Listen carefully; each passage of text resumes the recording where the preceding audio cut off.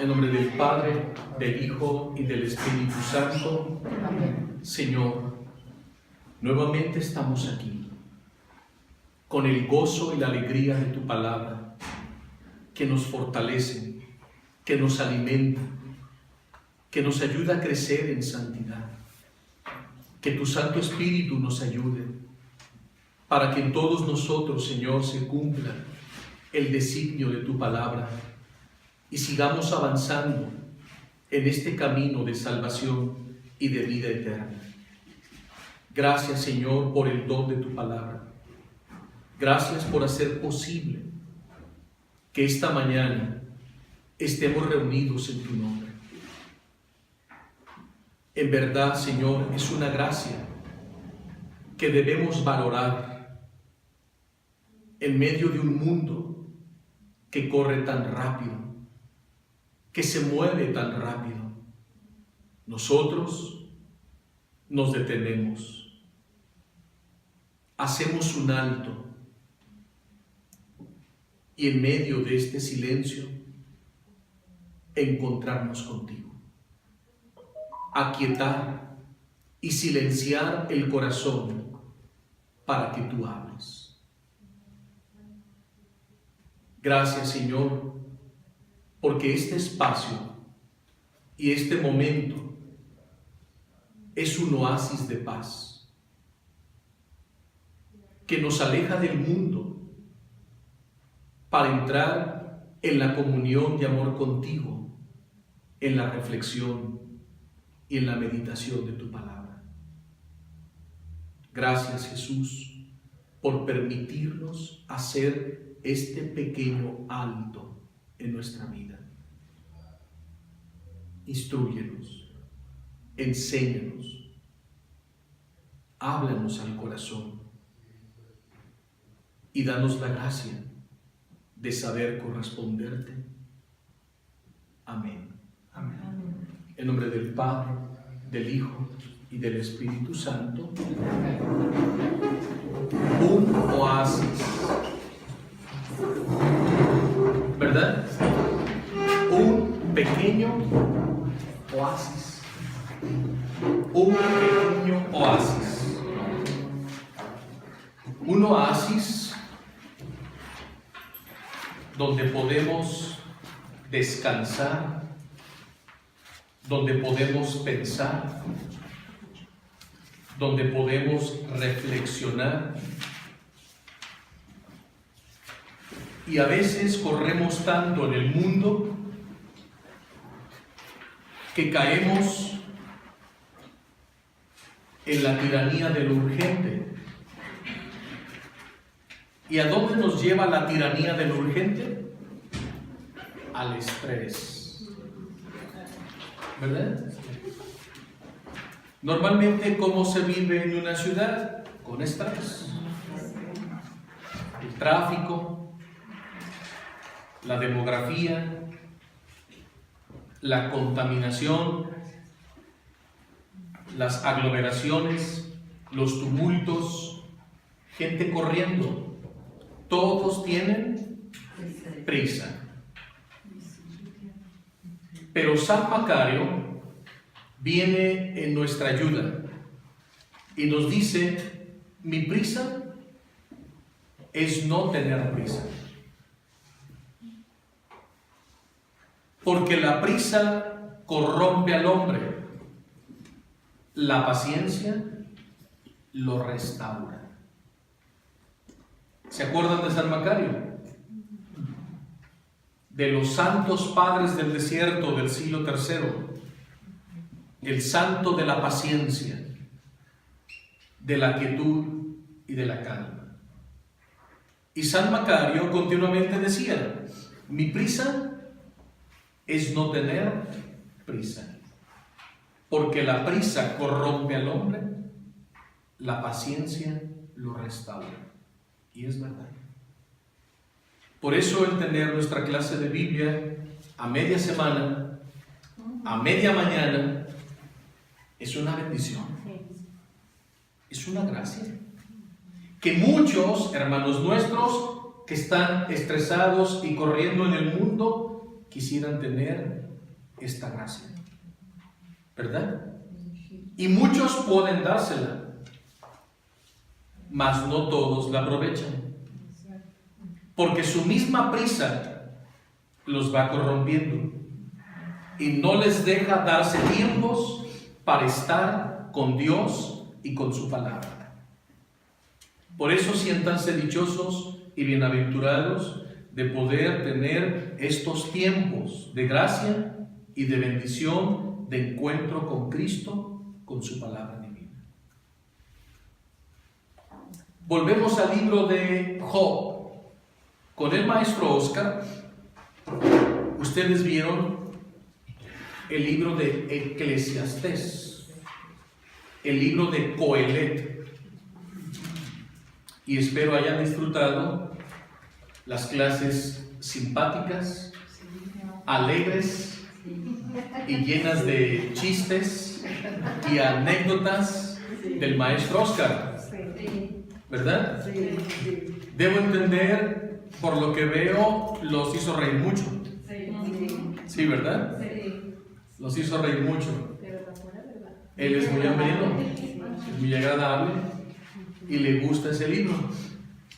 El libro de Eclesiastés es un libro casi olvidado por la mayoría de los católicos. Es un libro que casi nadie conoce, casi nadie lee. Un libro perdido en el Antiguo Testamento, pero un libro de un mensaje actual y extraordinario. El libro de Coelet. ¿Y quién es Coelet? Coelet es el predicador, el orador, el que guía, el líder, el maestro. Ese es Coelet, el autor del libro. Un judío desconocido, pero que se dedica a golpear conciencias, a despertar conciencias. El libro de Coelet es considerado el libro más pesimista de toda la Sagrada Escritura, porque de todo dice vanidad de vanidades, todo es vanidad. O vanidad de vanidades, todo vanidad, es decir, en esta vida nada es consistente, todo es inconsistente. Todo tiene un principio y un fin. En esta vida todo pasa. Y dice Coelet, la vida no tiene sentido. El trabajo no tiene sentido.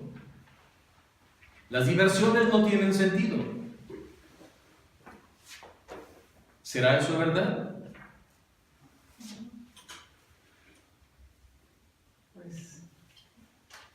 ¿Qué aprendieron de ese libro? Él dice que nada tiene sentido. ¿Es verdad? Nos decía que porque todavía no conocían a Jesús. Todavía Jesús no se había encarnado. Aunque no conozcan a Jesús, nada tiene sentido en esta vida. Nada. Ni tu matrimonio, ni tu persona, ni tu vida, ni tus hijos, ni tu trabajo, ni tu dinero, ni tu descanso, ni tus bienes, ni tu tiempo, nada tiene sentido. Nada tiene sentido. Eso quería escuchar. Eso quería escuchar. ¿Por qué? Todo lo que acaban de escuchar no tiene sentido ni razón de existir. Ni tú, ni tu esposo, ni tu esposa, ni tus hijos, ni tu vida, ni tu tiempo, ni tu trabajo, ni tus bienes, si Dios no está presente.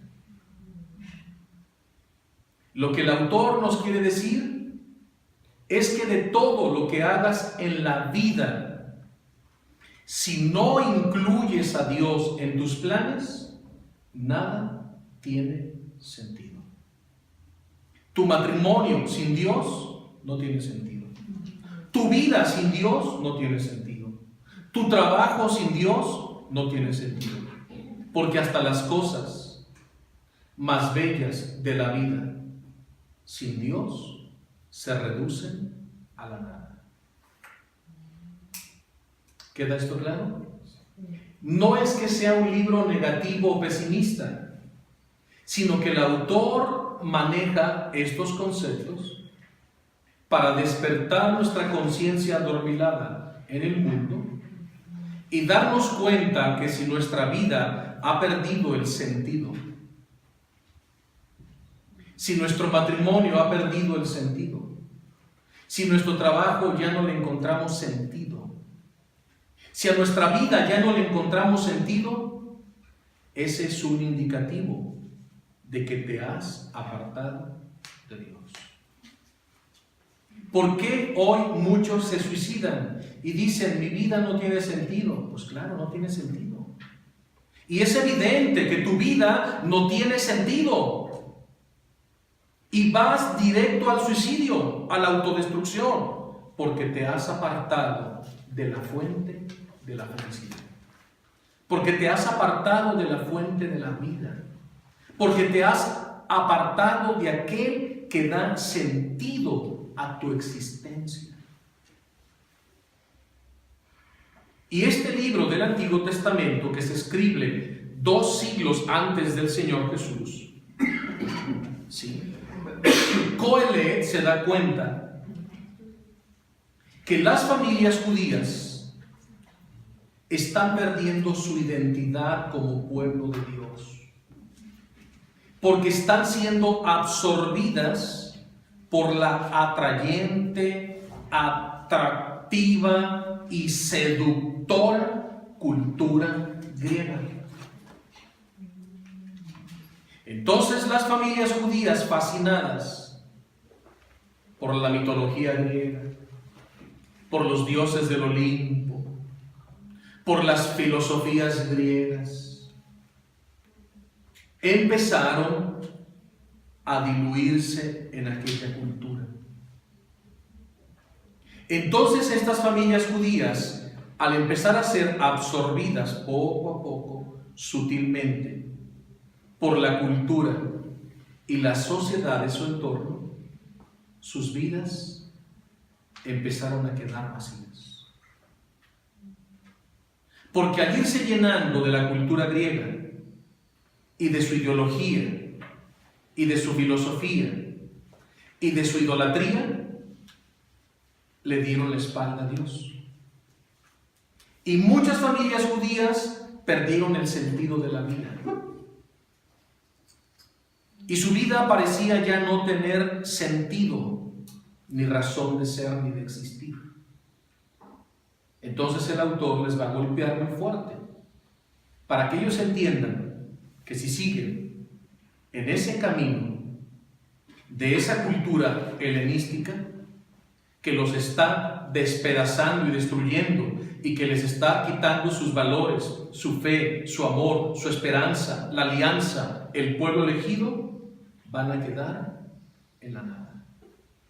Entonces Coelet quiere golpear las conciencias para que el pueblo reaccione y antes de que sea demasiado tarde, se vuelvan a Dios. Y si se vuelven a Dios, su vida cobrará sentido. Y lo que el autor quiere que entiendan, que si ellos poseen a Dios, no necesitan nada más. Si ellos poseen a Dios, no necesitan filosofías griegas, ni romanas, ni ideologías, ni dioses del Olimpo, ni otras culturas, porque quien a Dios tiene, nada le falta, solo Dios basta. ¿Quién nos enseña eso? Santa Teresa. Santa Teresa, con su frase célebre, es un nuevo Coelet, que nos dice que nada te turbe, que nada te espante. Quien a Dios tiene, nada le falta, solo Dios basta.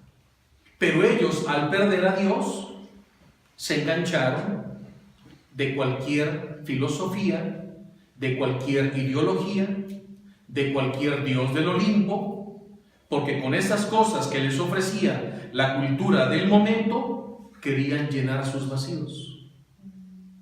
Y al participar de esa cultura idolátrica, más se vaciaban y perdían el sentido de su vida. Es un libro que fue escrito hace más de 2 milenios, pero cuando lo empiezas a leer, parece que esta mañana lo acaba de escribir Paco González en la editorial Cerro. ¿Sí o no? Es un libro actual. Tú dices, ¿cómo este libro que tiene más de 2 milenios describe con tanta claridad y perfección la realidad que hoy estamos viviendo? Por eso es un libro que nos viene muy bien para este tiempo. Espero lo hayan disfrutado, porque es un libro que hay que releer. Y la clave está en descubrir que todo lo que tú hagas en esta vida, lo que sea, si no incluyes a Dios en tus planes, nada tiene sentido. ¿Por qué tantos esposos se están divorciando hoy? Porque Dios no está presente en su matrimonio. Y por lo tanto, su matrimonio no tiene sentido. ¿Por qué muchos se están suicidando? Porque en sus vidas no está Dios presente y su vida no tiene sentido. ¿Por qué muchos se dedican a robar, extorsionar, drogarse, alcoholizarse y hacer barbaridades en el mundo? Porque su vida perdió el rumbo y el sentido, porque se apartaron de Dios. Entonces, hasta las cosas más bellas de la vida, sin Dios, sin amor, se reducen a la nada. A la nada. Se pierde el sentido de la vida. Entonces no importa que sea en el Antiguo Testamento y no haya venido el Señor Jesús, pero tenían al Padre eterno. Y ese es el secreto, poseer a Dios, incluirlo en tu trabajo, incluirlo en tu matrimonio, en tu vida, en tus hijos, en tus finanzas, en tu recreación, en tu descanso, en todas tus actividades. Debes hacer que confluyan con Dios. Es decir, no hacer nada sin Él. Porque sin Él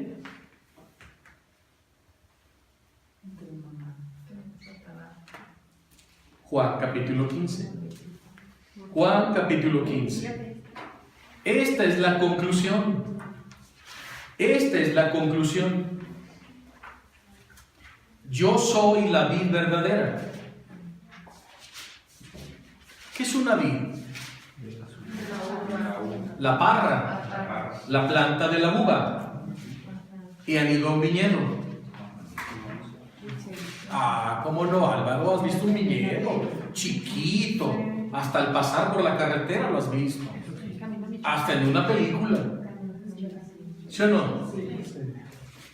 Allá en Tierra Santa hay muchos viñedos.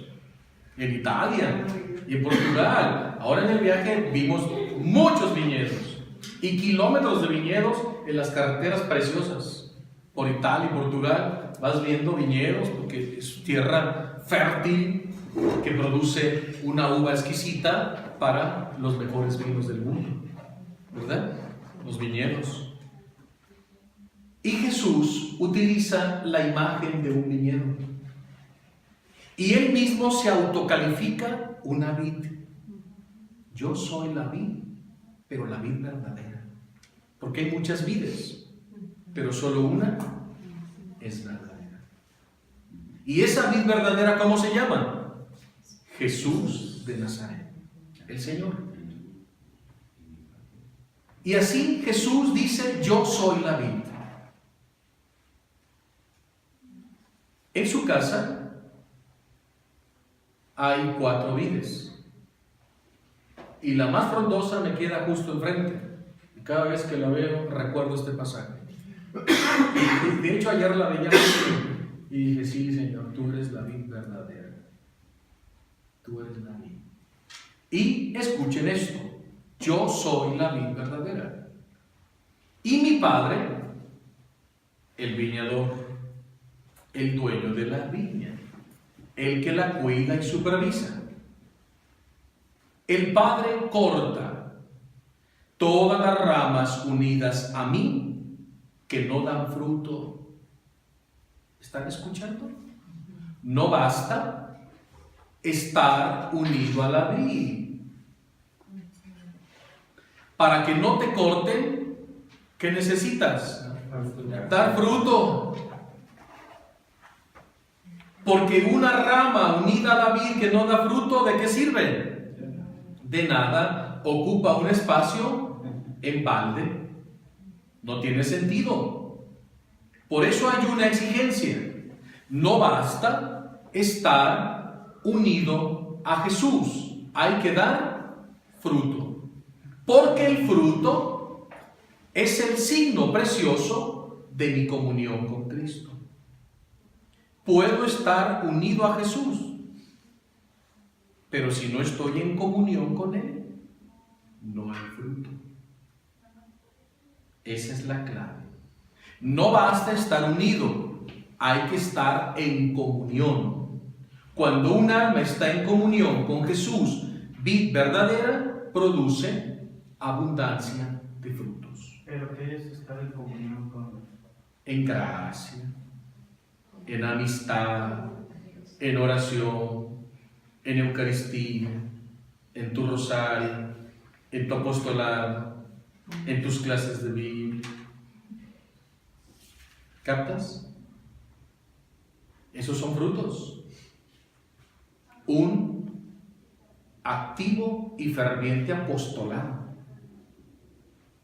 Una profunda vida de oración personal. Una vida eucarística. Una vida de comunión. Una vida de adoración ante el Santísimo. Una vida del rezo del rosario. Una vida de lección divina. Eso es estar en comunión. Estoy en gracia, estoy en amistad. ¿Sí? Ustedes al venir a su clase de Biblia, ¿qué están demostrando? Una fuerte y sincera comunión con Cristo por medio de su palabra divina. Pero también demuestran una ferviente comunión con Cristo por medio de su vida eucarística, por medio de su vida de adoración, por medio de su vida del rezo del rosario, por medio de su apostolado y de las obras de misericordia. Entonces están demostrando de muchas maneras y de muchos signos que tienen una fuerte comunión con Cristo. El alma que no tiene comunión con Cristo no asiste a una clase de Biblia, no va a la Eucaristía, no se confiesa, no va al Santísimo, no reza el rosario y no tiene apostolado. Cree en Jesús, está unido a Él, pero no vive en gracia, no está en comunión. Porque sus obras, su forma de vivir, no lo demuestran. ¿Queda esto claro? Sí, es que escuché hace poco que decía que basta con que crean en mí para que se salven. Pero bueno, y hay que dar fruto. ¿Pero qué significa creer? Creer no solo de los labios para afuera, sino desde dentro del corazón. Creer es convicción. Creer es coherencia de vida. Creer son obras concretas de misericordia. No solamente una fórmula intelectual. No solo una expresión verbal desencarnada de la realidad. Hay que entender la sustancia de las palabras. ¿Qué es creer? El que cree tiene fe, pero una fe sin obras está muerta. Es estéril. ¿Sí? Por eso hay que entender no la parte literal, sino la sustancia de las palabras. Lo que no se dice a primera vista, sino está entre renglón y renglón. Y eso se esclarece con otros pasajes de la Escritura. Pero volvamos acá. ¿El Padre qué? Corta. Corta todas las ramas unidas a mí que no dan fruto. Atención. Pero poda. Y la poda es otro corte. ¿Verdad? Sí. O sea, de la tijera del Padre nadie se escapa. ¿Sí?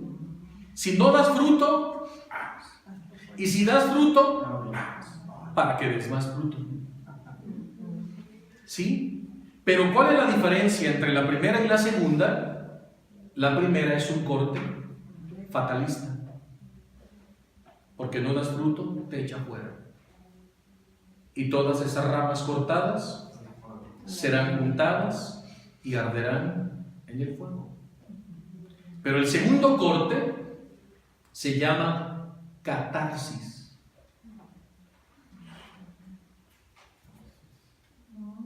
¿Y qué es una catarsis? Es una poda curativa, sanante, purificadora, como un jardinero que poda un rosal, ¿verdad?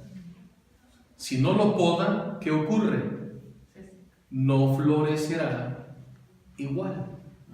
Pero si lo poda, y si el año pasado dio 100 flores, al podarlo va a dar 200. Entonces, ese rosal ha sido sometido a una catarsis quirúrgica. Y el Señor nos pasa la tijera para quitar todo aquello que en nuestra vida estorba a su plan divino, para que sigamos dando fruto. Entonces, ¿es necesaria la catarsis? Sí. ¿Pero es dolorosa? Porque el Señor a veces te retira y te quita amistades nocivas, te retira de ambientes nocivos, te retira de trabajos que no eran convenientes para ti. A veces te desmantela y te despoja de bienes, ¿sí o no? Y entonces empieza la catarsis purificadora para embellecerte y hacer de ti un portento de gracia y santidad. Entonces el Padre poda las ramas para que den más fruto. Ustedes ya están limpios gracias a las palabras que les he comunicado. ¿Están escuchando? Cada vez que escuchas la palabra de Dios, tu alma pasa por una catarsis espiritual. Entonces tu alma queda emblanquecida, limpia, sin plaga, sin ramas secas, porque la Biblia te da una catarsis espiritual. Por eso Jesús les dice, las palabras que les he comunicado los han limpiado. Ustedes ya están limpios. ¿Se han fijado que hay sacerdotes que durante la celebración eucarística, cuando se proclama el Santo Evangelio, levanta la Biblia y dice, por las palabras de este Evangelio, sus pecados quedan perdonados? ¿Han escuchado?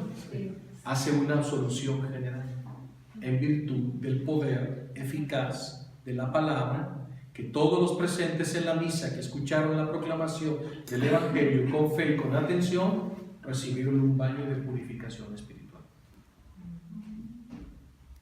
Maravilloso, ¿no? Claro que si estás en pecado mortal, tienes que ir a confesar. Estamos hablando de pecados veniales. ¿Sí? Aclarando. Porque esta vez, durante la peregrinación en Tierra Santa, el padre Eduardo Salcedo, que nos acompañaba todas las veces que leía el Evangelio, como todos los días teníamos misa, decía, por las palabras de este Evangelio sus pecados les quedan perdonados. ¿Sí? cada vez que yo escucho estas palabras, le doy gloria a Dios. Pero, por ahí algunas personitas se le acercaron. Padre, usted nos acaba de dar una absolución general. Sí, ¿por qué? ¿Y también es válido para los pecados mortales? No, le dijo el Padre. Eso significa que tienes que venir conmigo a confesarte. O sea, no nos podemos engañar a nosotros mismos. ¿Queda esto claro? Pero aún así, el escuchar la palabra, aún en estado de pecado mortal, te da la gracia y te ayuda para ir a confesar y vencer ese pecado. ¿Queda esto claro? De cualquier forma, la palabra es eficaz y surte en quien la escucha un efecto muy positivo y santo. Así que el Señor continúa: permanezcan unidos a mí, como yo lo estoy a ustedes. Ninguna rama puede producir fruto por sí misma. ¿Están escuchando? ¿Quién puede producir fruto por sí mismo? Nadie. Para producir fruto, ¿qué se necesita? Estar en comunión con Cristo. Por eso dice Coelet: sin Dios, sin Cristo, tu vida no tiene sentido. No produce frutos porque estás desconectado de aquel que hace surgir en tu vida los frutos del Espíritu.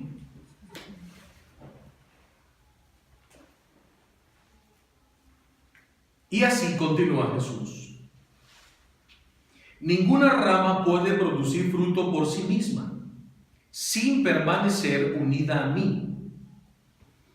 Y lo mismo les ocurrirá a ustedes si no están unidos a mí. Sobre aviso no hay engaño. Oye, ¿por qué mi vida? ¿Por qué mi apostolado?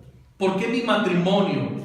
¿Por qué mi vocación no tiene sentido? Porque te has apartado de la fuente de la vida. Por eso. ¿Por qué muchos sacerdotes abandonan el ministerio? Porque se desconectaron de Cristo. ¿Por qué muchas religiosas en los conventos los abandonan? Porque se desconectaron de Cristo. ¿Por qué muchos matrimonios se divorcian? Porque se desconectaron de Cristo. Se desenchufaron de aquel que da vida, energía, fuerza, de santidad a tu existencia. Eso es el libro de Coelet. Nada tendrá sentido, todo será vanidad de vanidades, solo vanidad, si no incluyes a Dios en tus planes. Porque sin Él no podéis hacer nada. Yo soy la vid, por segunda vez. Ustedes las ramas. El que permanece unido a mí, como yo estoy unido a Él, produce mucho fruto. Produce mucho fruto.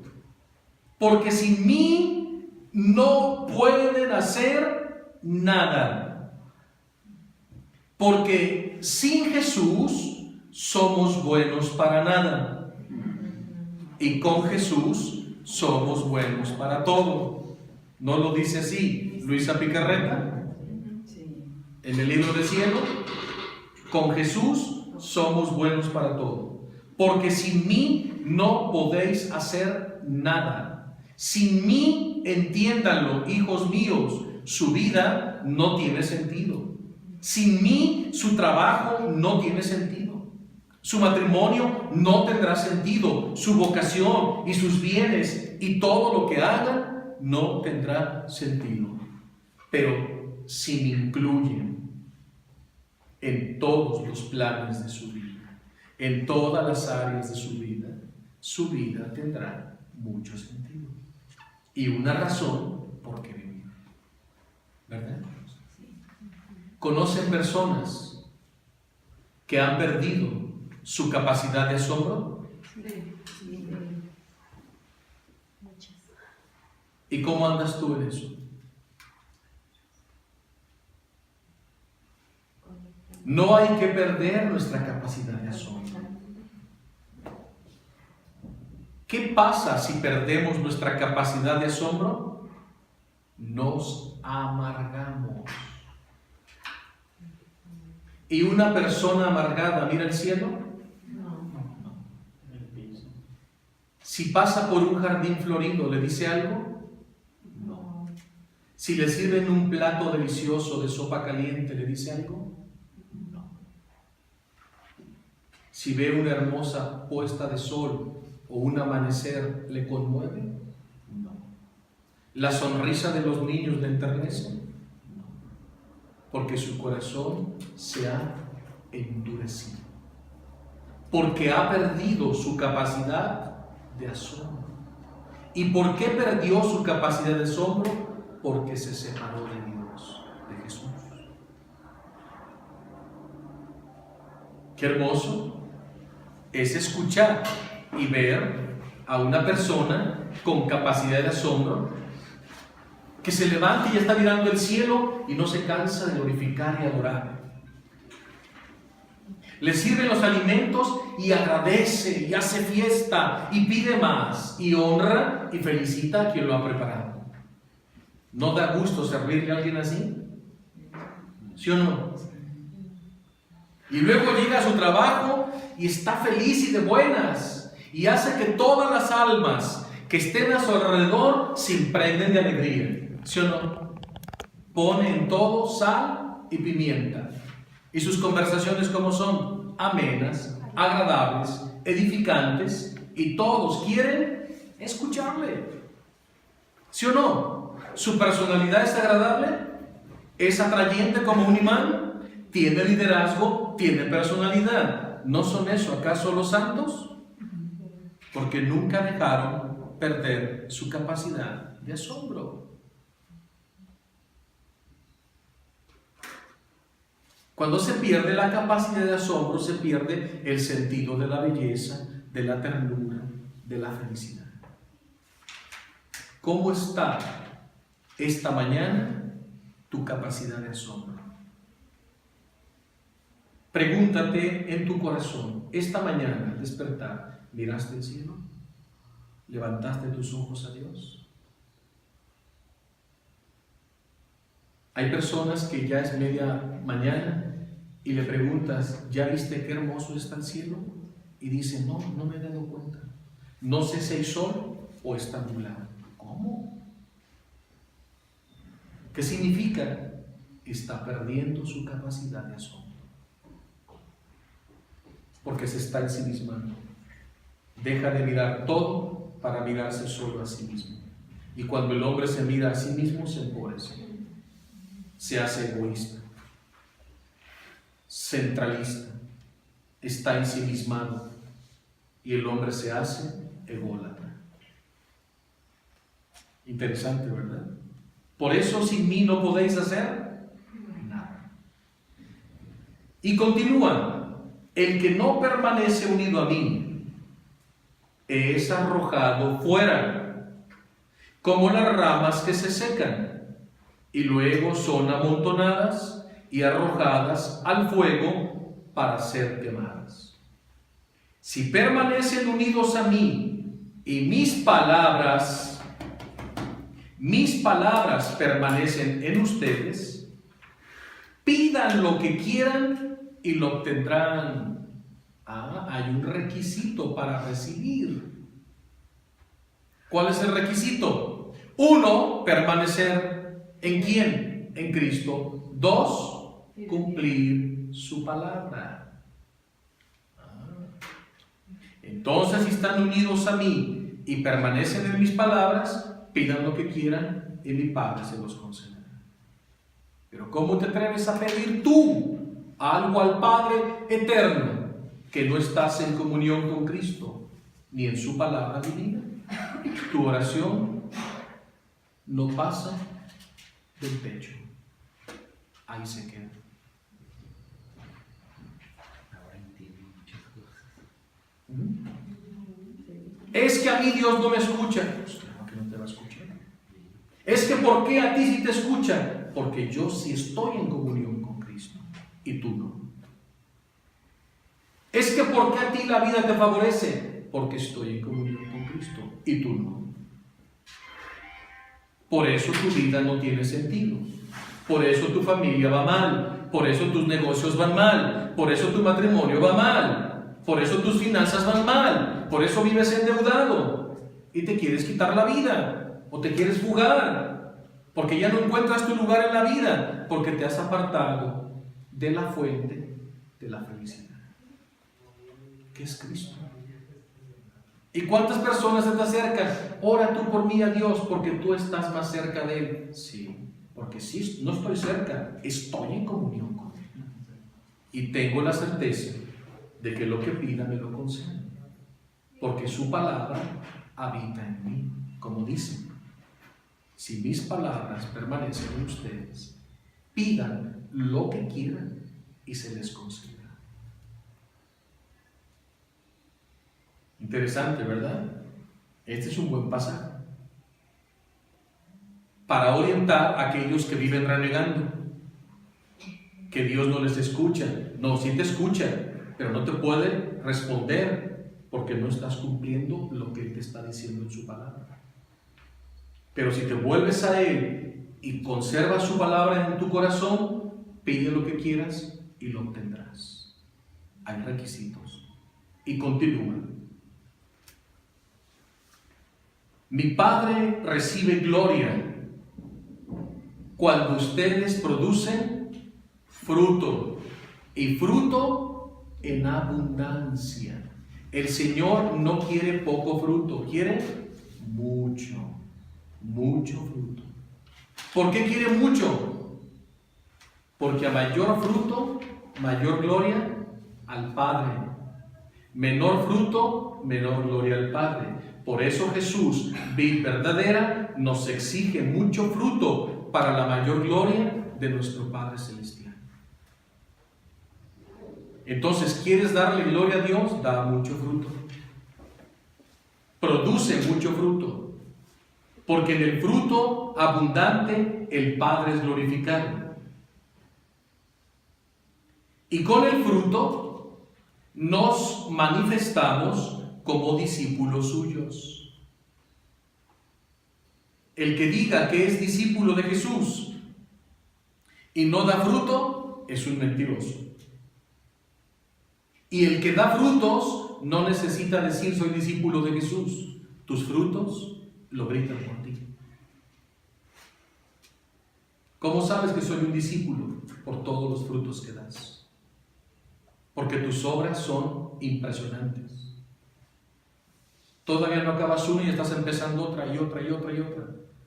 Y haces muchos frutos por todos lados. Parece que te multiplicas. Estás siempre activo en el reino, salvando almas, anunciando el reino. Eres imparable, eres incansable. ¿No son así los santos? No se cansan, ¿verdad? No, sí se cansan. Pero ofrecen su cansancio. Y todo lo utilizan para dar más frutos, para salvar las almas, para gloria del Padre. Para gloria del Padre. Y así, como el Padre me ama a mí, así los amo yo a ustedes. Mediten eso. Como el Padre me ama a mí, así los amo yo a ustedes. Los amo con el mismo amor de mi Padre, con la misma intensidad que el Padre me ama a mí, así los amo yo a ustedes. ¿Te parece poca cosa? Así los amo yo a ustedes. Por eso permanezcan en mi amor. Pero solo permanecerán en mi amor si ponen en práctica mis mandamientos. Lo mismo que yo he puesto en práctica los mandamientos de mi Padre y permanezco en su amor. Les he dicho todo esto para que participen en mi alegría. ¿Para que participen en qué? En mi alegría. Y su alegría sea perfecta. Pero nosotros nos empeñamos en participar de las alegrías del mundo. Por eso al final terminamos vacíos. Hay quienes ponen su alegría en un equipo de fútbol. Pobre de ti. ¿No es cierto? Y como pusieron su alegría y su esperanza en su equipo favorito, cuando no gana o es descalificado y ni siquiera clasifica a la siguiente ronda, vean todos los desmanes que hacen. Y se fanatizan y se bronquean y van por las calles quebrando cristales de los autos. Y si ven a uno con una camisa del equipo que derrotó a sus ídolos, se le echan encima y casi los matan. ¿No es cierto? ¿No vemos todos esos desmanes en los santuarios modernos? ¿Escucharon lo que dije, verdad? En santuarios modernos, donde se adora al Dios fútbol. Esos son los santuarios modernos. ¿Cuántos ponen su alegría en el dinero? Y cuando no lo tienen, o se suicidan, o se dedican a robar. ¿Cuántos ponen su alegría en los placeres del mundo? ¿Cuántos ponen su alegría en el alcohol? ¿Cuántos ponen su alegría en la droga? ¿Cuántos ponen su alegría en los bienes materiales? Y cuando los pierden, se derrotan. Y otros ponen su alegría en tomar Coca-Cola, ¿no? ¿No dicen que Coca-Cola es la chispa de la alegría?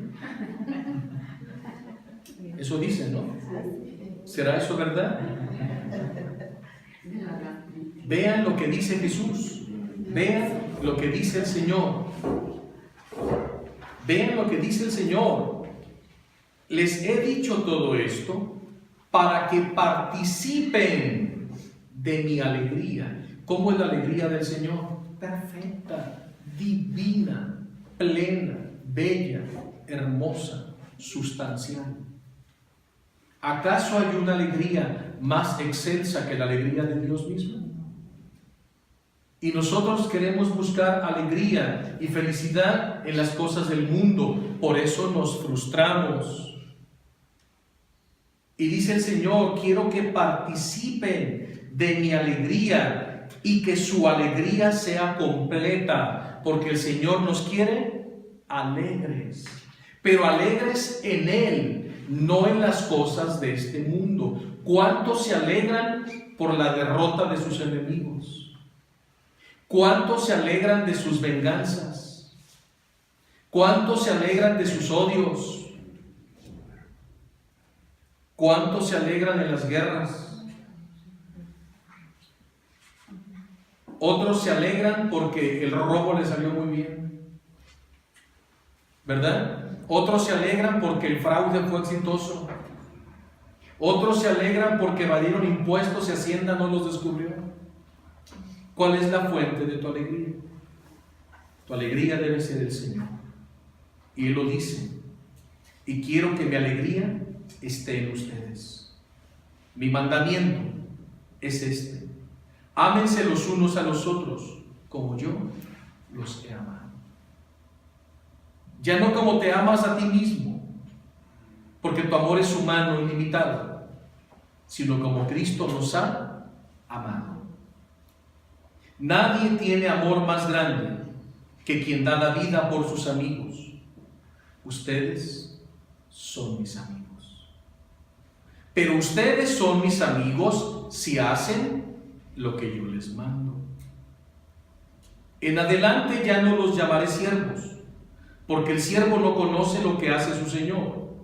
Desde ahora los llamaré amigos, porque les he dado a conocer todo lo que oí a mi Padre.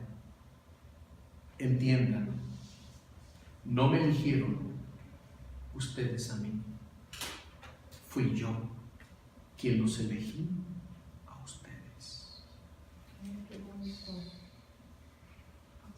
Extraordinario. No me eligieron ustedes a mí, fui yo quien los elegí a ustedes.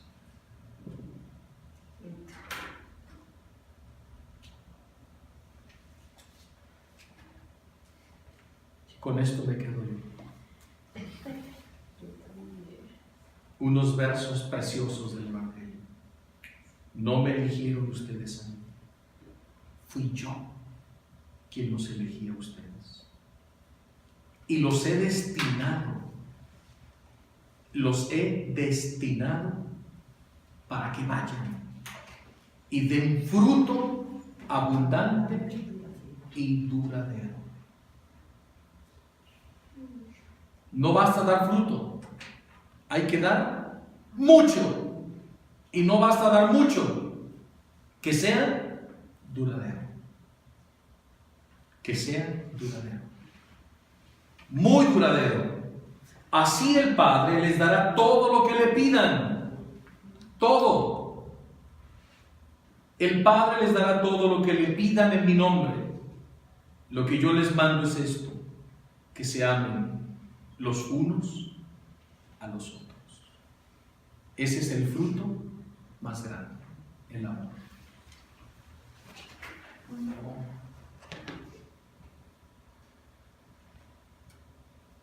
Que tu amor dure para siempre en tu matrimonio. Que tu amor dure para siempre en tu trabajo.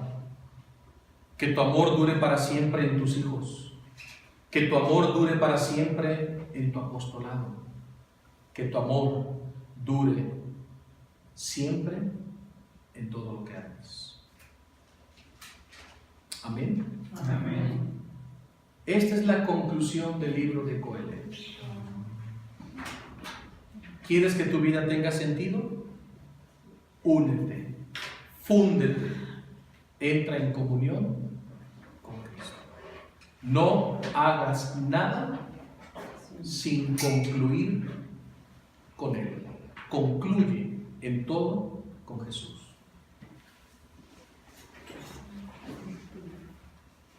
Amén. Amén.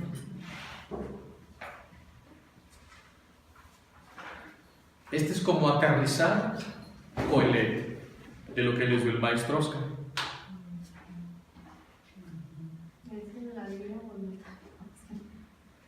Así es. Estas palabras de Juan capítulo 15 son como un bálsamo para el alma. Es imposible escuchar este capítulo y no experimentar el amor de Dios. Es fantástico. En nombre del Padre, del Hijo y del Espíritu Santo.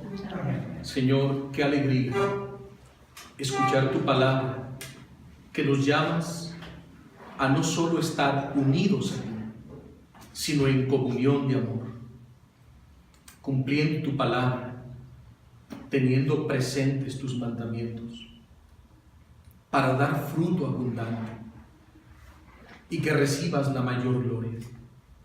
Y así todo lo que pidamos se nos concederá. Y tú sabes, Señor, que lo que te pedimos con todas nuestras fuerzas es que se establezca en el corazón de todos los hombres en los 5 continentes el triunfo, el reino, el imperio y la soberanía de tu sacrosanta y perfecta, adorable voluntad divina. Esa es nuestra petición más grande. Solo que tu voluntad reine, que tu voluntad se expanda y extienda sus confines en los corazones de todos los hombres, para que todos se salven y vayan al cielo. Amén. En nombre del Padre, del Hijo y del Espíritu Santo. Amén. Amén. Que Dios les bendiga. Cuídense.